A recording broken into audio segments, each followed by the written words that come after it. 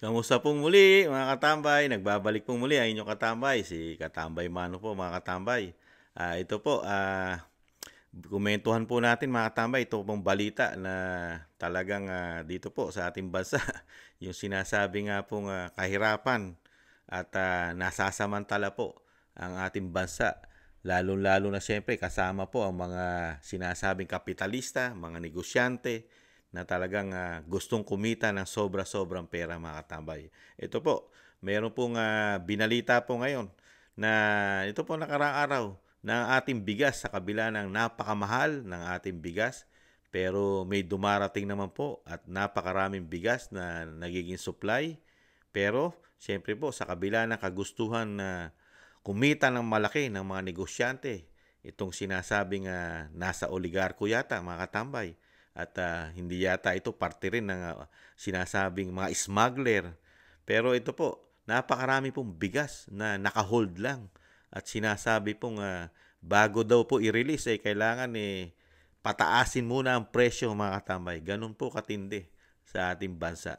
Ito po, pakinggan po natin ang balita at komentuhan po natin.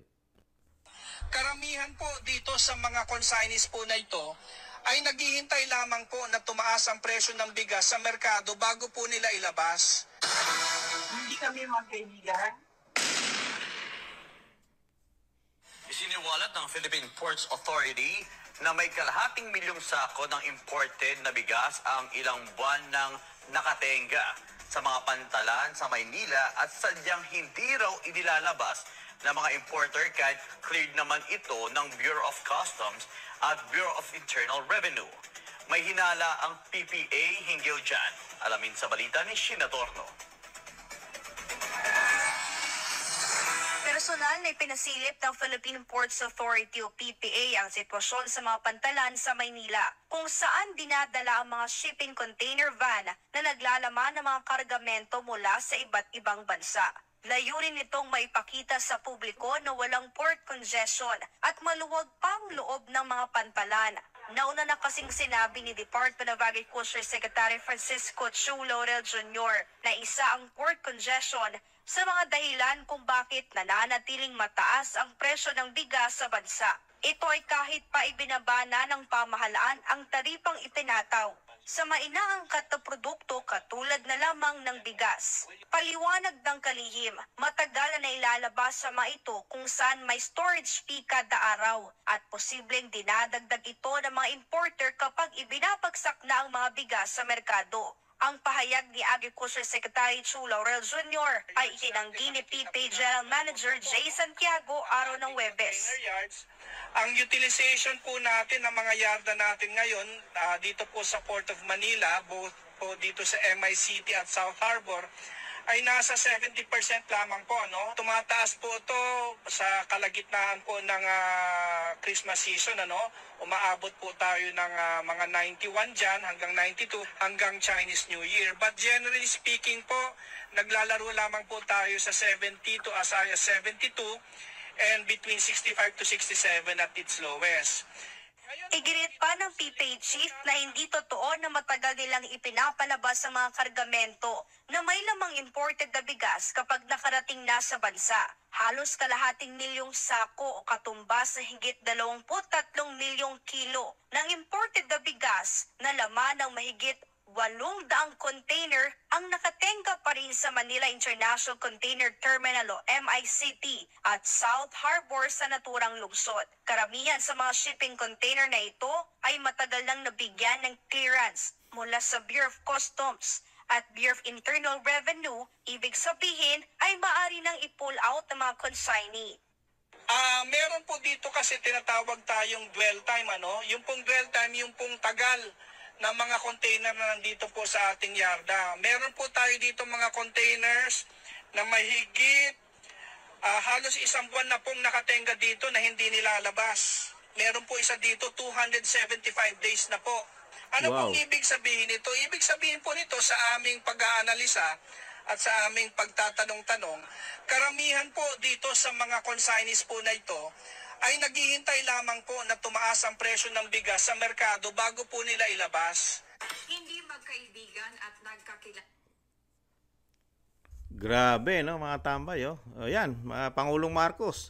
Ano na po ang gagawin natin dyan? Dahil galit na galit daw po kayo, di umano, sa mga smuggler, di ba? Ito naman po. Ito, may mga consignee na po ito. Mga negosyante po ito. Pangulong Marcos. Ayan po, oh. Ayan po, kasama na po ang DA Secretary. Ano pa, hinihintay natin. O yan. Yan na po. O yan, pakulong na po natin, kasuhan na natin. Dahil napakatagal na po ini-stack mismo sa custom, mga tambay, sa port. Ang mga bigas, napakaraming bigas, container mga tambay. Mahigit kalahating milyon na bigas po o sako ng bigas yan o mahigit pa, ilang tonelada po yan mga tambay na napakaraming bigas. At direkta na po mismo galing po sa loob ng custom na talagang hindi po nila yan iniipit at hindi po nila halos pinagtatagal yan. Lalo kung may mga may-ari na yan, di po ba? May mga consignee na yan. Pero bakit nananatili dyan? Ano ang sagot? Dahil daw, bago nila ilabas sa merkado o dalhin sa kanilang mga bodega ay kailangan mataas na o tumaas na ang presyo ng bigas. Kaya hindi pala bababa ang presyo ng bigas, mga katambay, dahil iniipit. Isa rin yun, dahilan, iniipit po ng mga negosyante, mga katambay, di ba? Sino kaya ang nasa likod nitong mga negosyante nito? At sobrang lakas, mga katambay, napakalakas po, di ba? At yung nasaan yung sinasabi rin ng Pangulong Marcos na hahabulin niya. Hahabulin niya yung mga ito, yung mga nananamantala. Lalo pagdating sa bigas, di ba?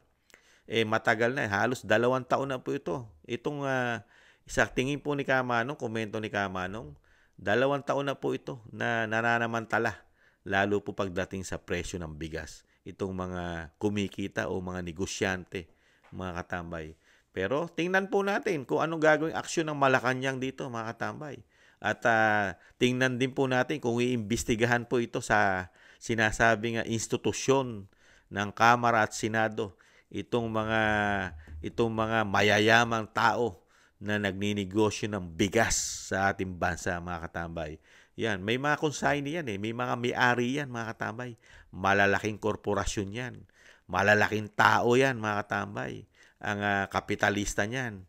Biruin niyo po, nakapag-i-stock sila ng isang damukal na bigas ng napakatagal na araw. Nahandulan, naka-stack, napakarami, ayaw i-distribute sa mga Pilipino, ayaw i-distribute sa pamilihang bayan, mga katambay, dahil nga sa pakinabang, sa pera, yung pagiging greedy sa pera, mga katambay. Ayaw kumikita na ng malaki, ang gusto pa, talagang mas pa, doble. Walang pakialam sa mga Pilipino naghihirap at talagang yung kinikita ng mga Pilipino ay kakarampot pero pinagnanasahan pa rin kumita ng sobra-sobra, mga katambay. Ayan. Tingnan natin ang yagbols ng Pangulo ngayon, mga katambay. Tingnan natin. Ngayon kasi nakikita natin puro salita lang ang ginagawa niya ng mga nakaraan, di ba? Lalo yung sinasabing pagdating sa bigas. Diba? Yung mga hahabulin daw niya mga smuggler ng bigas. Wala na tayo nabalitaan dun Di ba? Pero ito yan. Actual na. Napakalapit na sa Malacanang yan. Nasa port na ng Maynila yan. Nasa Maynila na. Malapit na sa Malacanang yan. Di ba? Nahandyan ang mga bigas. Ang damukal. Nasa container lang. Ready to release na. Pwede na ilabas. Pero ayaw ilabas ng mga kapitalista, ng mga negosyante, mga katambay. Kaya abangan po natin, mga katambay, kung ano ang gagawin ng Pangulo na may yagbols po yata. At tingnan po natin kung sino-sino po ang puprotektahan po dito. Dahil pati ang DA Secretary, medyo wala pa tayo naririnig na aksyon dyan, mga katambay. Hindi natin alam. Bakit? Why? Ano? Kaya? Dahilan? Di ba? Kaya baka pagka minalas-malas, itong nagsalita na ito na nasa custom, baka ito, pag minalas-malas, mga katambay, at nakapagbabalita na siya ng ganyan, at di umano, mas matindi ang kapit sa Malacanang ng mga may-ari ng mga bigas na yan. Tingnan natin, baka isang araw mabalitaan natin, di umano, sibak na rin sa pwesto yan. Di po ba? Walang iniwan yan.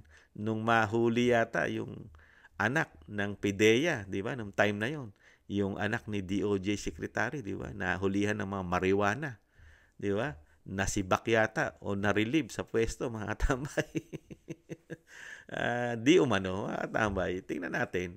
Kaya dito po, abangan po natin ang mga susunod na balita rito kung ano ang gagawing aksyon po ng Pangulong Marcos. At syempre po, na ang pinakamahirap pong nangyayari sa ating pong mahihirap, sa ating pong mga Pilipino, ang ginagawa po ng mga sinasabing kahilera po ng mga oligarko, mga negosyante, malalaking tao, mga kapitalista, ang ginagawa po sa atin mga Pilipino. Ganito po sila sa bagong Pilipinas, mga katambay. Yata ganito. Pagdating sa pera, walang mahirap. Walang hindi bayan, hindi Pilipino. Negosyo. Negosyo muna bago Pilipino. Bago tulong Pilipino, sabi nga, negosyo muna. Pera muna labanan. Kaya ito po ang haharapin natin. Kaya natutuklasan, di ba? Na ganyan. Meron palang mga dumarating para kahit papaano mapababa ang presyo ng bigas dahil dumarating na yung mga inaangkat. Meron na mga supply na dadami na sana ang mga supply ng bigas para makatulong sa pagbaba ng presyo. Pero sa kabila nun, sila pa mismo ang gumagawa ng paraan para tumaas pa ng tumaas ang presyo ng bigas, mga katambay. Para kumita ng sobra-sobra sa mga Pilipino. Kaya nakakalungkot lang po. Ano po masasabi nyo, mga katambay? Dito po, sa bagong Pilipinas, mga katambay, nakakalungkot. Meron tayong mga ganitong,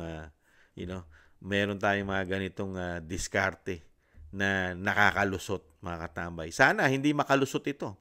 Mapatawan sana ito ng mabigat na parusa, mga katambay. Itong mga ganitong style na mga negosyante na talagang pera-pera ang labanan. Pera-pera. At syempre, ito po sana ibulgar o talagang pangalanan po itong malalaking tao na ito, mga tambay, na nasa likod po. Yung mga may-ari po ng mga kumpanya na ito, yung mga nag-e-export po ng bigas, syempre po, pangalanan. At nang malaman ng mga Pilipino kung anong kumpanya, kung sino ang sinasabing yung talagang may-ari ng mga negosyo na ito. Lalo yung mga nandyan, naka-stock. Isang damukal na bigas ang naka-stock dyan, mga katambay. Kaya nakakalungkot po. Muli po si Katambay Manong, nakakalungkot na ganito ang umiiral sa ating gobyerno ngayon. Talagang pera-pera na labanan. Muli po, nagpapasalamat po ang inyong lingkod na naagusto po ng ating maliit na channel, Tambayang Makabayan sa YouTube at TikTok. At thank you rin po siyempre sa mga nagko-comment, like, share, and subscribe. At sa mga sumasama po at tumatangkilik sa ating maliit na channel. Maraming salamat po, mga katambay. Sa muli po, ingatan nawa. Paalam. Bye-bye.